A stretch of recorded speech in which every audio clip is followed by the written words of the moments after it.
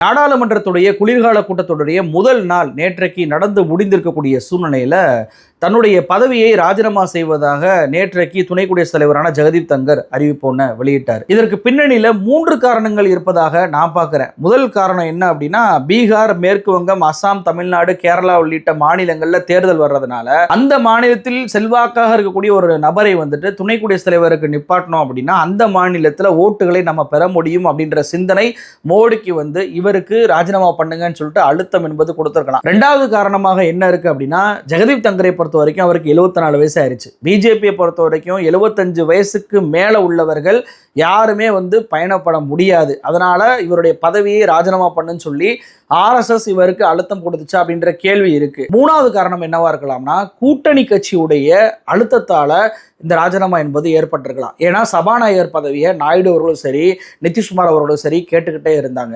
ஆனால் சபாநாயகர் பதவியை ஓம் பிர்லாவுக்கே மறுபடியும் கொடுத்தாரு மோடி. சரி, துணை குடியரசுத் தலைவர் பதவியாவது எங்களுக்கு கொடுங்க, ராஜ்யசபாவில் சேர்மனாக நாங்கள் உட்காந்துக்கிறோம் அப்படின்னு சொல்லிட்டு நாயுடு அவர்களும் சரி, ஜேடி கட்சி அவர்களும் சரி டிமாண்ட் வச்சாங்க. ஆனால் அந்த டிமாண்ட் ஏற்கப்படவே இல்லை.